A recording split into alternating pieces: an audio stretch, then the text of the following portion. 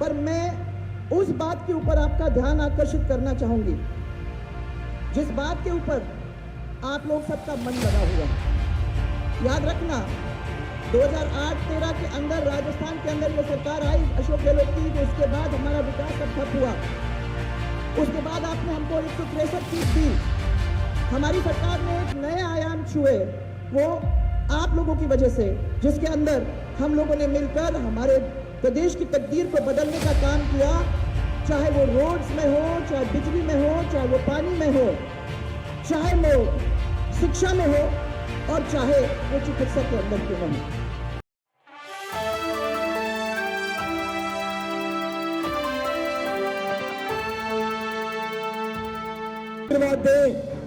हम सबका मार्गदर्शन करें माननीय वसुंधरा जी।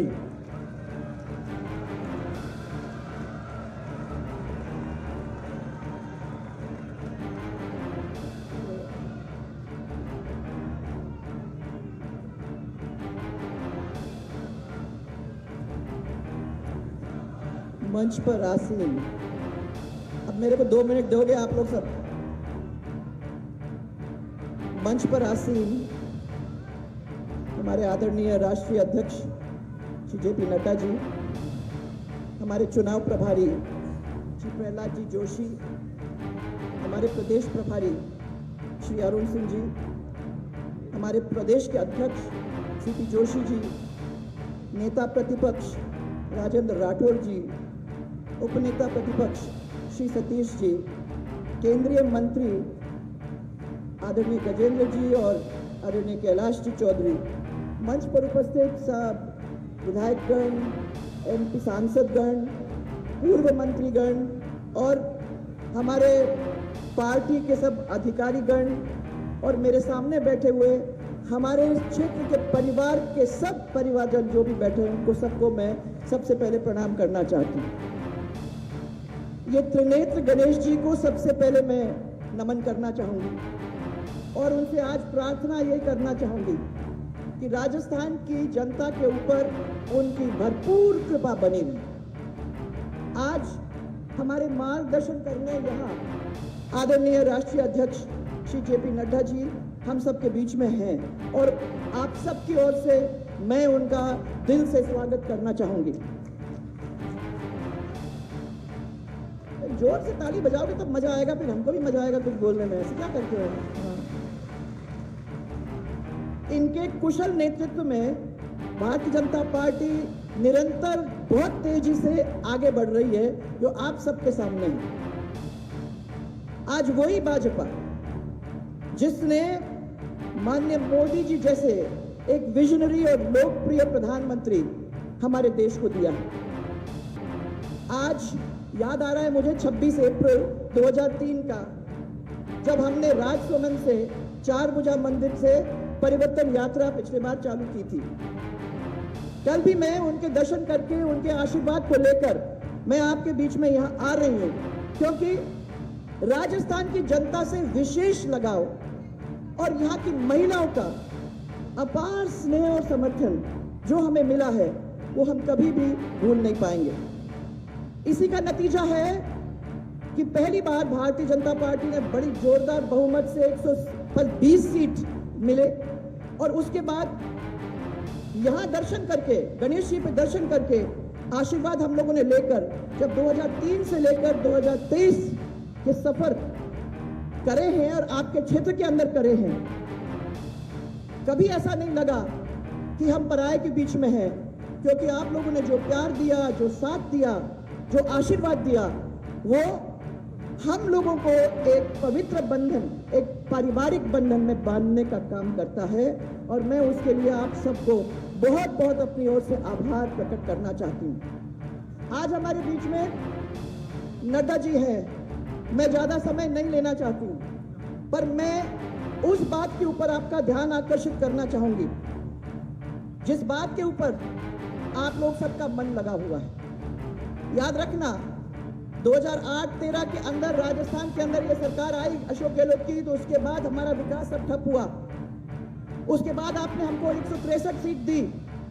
हमारी सरकार ने एक नए आयाम छुए, वो आप लोगों की वजह से, जिसके अंदर हम लोगों ने मिलकर हमारे प्रदेश की तकदीर को बदलने का काम किया, चाहे वो रोड्स में हो, चाहे बिजली में हो, चाहे वो पानी में हो, चाहे वो शिक्षा में हो, और चाहे वो चिकित्सा के अंदर क्यों ना हो।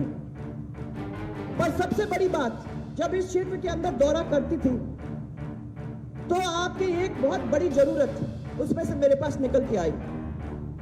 इस क्षेत्र के अंदर पानी के ऊपर और सिंचाई के ऊपर बड़े विवाद चलते थे। कभी पांचला में विवाद हो रहा है तो कभी गारगा में विवाद हो रहा था। इस समस्या के समाधान के लिए हम लोगों ने सबने बैठ कर के सोचा कि हम क्या काम कर सकते हैं जिसकी वजह से इस क्षेत्र को हम लोग सिंचाई का पानी, पीने का पानी देने का काम हम करें और लोग उसके अंदर जुड़कर अपने तकदीर को अपने हाथ से फिर बना सकें। इसलिए उस समस्या का समाधान करने के लिए हम लोगों ने एक कल्पना की कि आगे चल के ईस्टर्न राजस्थान कैनाल प्रोजेक्ट का काम हम लोग मिलकर करेंगे, जिसका फायदा इस क्षेत्र के अंदर हमारे लोगों को मिलेगा। यहां इसके बारे में थोड़ा सा आपको कहना चाहूंगी कि हमारे शासन के प्रथम कार्यकाल के अंदर 25 अगस्त 2005 के अंदर हम लोगों ने मध्य प्रदेश के साथ बाबूलाल जी गौड़, जो वह तब मुख्यमंत्री थे, उनके साथ हम लोगों ने हस्ताक्षर करके एक समझौता किया कि हमारे बीच की जो नदियां हैं उसका बंटवारा हो, और उसके अनुसार ही हमने ये ERCP की योजना बनाने का काम किया। दुर्भाग्य से इसके तुरंत बाद अशोक गहलोत की सरकार आ गई और ये महत्वपूर्ण जो योजना थी उसको ठंडे बस्ते में डालने का काम उन्होंने कर दिया। आप सबको मालूम है कि 13 जिलों के अंदर पीने का पानी, सिंचाई का पानी और उद्योग का पानी मिलना था। इसमें आपका जिला सवाई माधोपुर हो, कोटा, बारा, झालावाड़, बूंदी, टोंक, अजमेर, ऐसे ऐसे करके 13 जिले थे। अजमेर से लेके जयपुर तक हम लोगों का इसका फायदा मिलने वाला था। 2 लाख हेक्टेयर सिंचाई का हमको मिलता और उद्योगों को पानी भी मिलता, और साथ में 26 बांधों के अंदर पानी आ जाता और 80,000 हेक्टेयर सिंचित को हम लोग पुनर्स्थापित करने का काम कर सकते थे। ERCP की परिकल्पना, और मैं इसको बड़ी केयरफुली आपके सामने रखना चाहती हूँ क्योंकि इधर उधर तोड़फोड़ नहीं होना चाहिए, जमीन पर उतारने के लिए हमारी सरकार ने एक मंत्रिमंडल की बैठक करके इसमें इसकी स्वीकृति दिलवाई। भारत सरकार की एक नामी कंपनी जिसका नाम है वैपकॉस, वो मध्य प्रदेश राजस्थान इंटरस्टेट बोर्ड की बैठक 2005 के अंदर जो निर्णय लिया गया था और जो केंद्रीय जल आयोग की गाइडलाइन 2010 की मापदंड के अनुसार ERCP की DPR तैयार करने के हम लोगों ने आदेश दिलवा दिए थे। इस परियोजना के अंदर 50% निर्भरता पर 3,921 MCM पानी आप लोगों को लगभग 37,000 करोड़ की खर्चा पे मिलने जा रहा था। वो उस समय के खर्चे की बात कर रही हूं मैं, उसके बाद उस खर्चे को तो मुझे मालूम है थोड़ा बढ़ गया होगा। बजट वर्ष 2017-18 और 18-19 के अंदर हम लोगों ने इसकी घोषणा भी कर दी। उस समय नवनेरा बराज और ईसरदा बांध ये थोड़े अलग थे, परंतु नवनेरा बराज और ईसरदा बांध का हम लोगों ने काम चालू कर दिया था। अब नवनेरा बराज का काम लगभग पूरा होने जा रहा है और इस ईसरदा का जो बांध है वो अभी भी निर्माणाधीन है।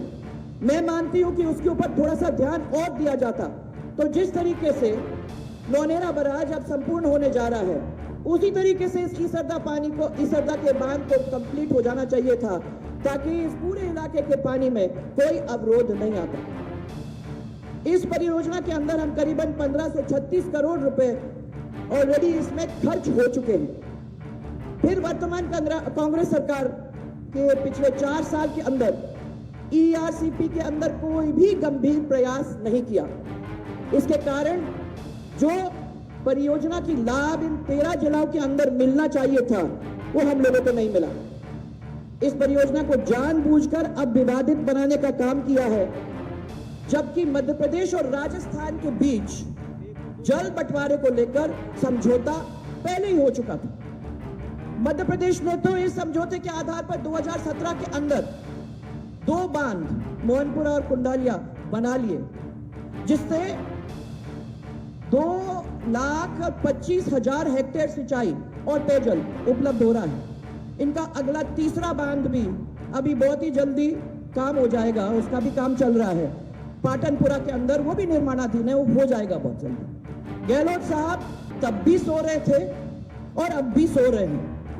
मैं आप सबको ये इतना ही विश्वास दिलाना चाहती हूं कि हम सब यहां बैठे हुए हैं कि राजस्थान के हिस्से का जो बूंद बूंद पानी है हम उसे कम नहीं होने देंगे, और इसके लिए हम सबको खून पसीना बहाने की जरूरत होगी। तो हम लोग सब मिलकर उसमें अपना खून पसीना देके इस कार्य को पूरा करने का काम करेंगे। सरकारें आती हैं और जाती हैं, परंतु जनता का जो हित है वो हमेशा हमारे सबके लिए सर्वोपरि है। पर इनको जो है ना, इनको जनता का हित नहीं, वो कभी नहीं हुआ।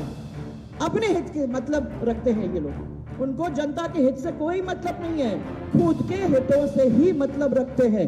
और आखिर में इसीलिए मैं आपको ये कहना चाहती हूँ, हम सब इतना ही कहेंगे कि राजस्थान के हितों के ऊपर कुठाराघात नहीं होगा। हम लोगों को एक साथ मिलकर एक ही आवाज के अंदर आगे बढ़ के चलना पड़ेगा। हमें कमल को खिलाना होगा और भारतीय जनता पार्टी को लाना होगा।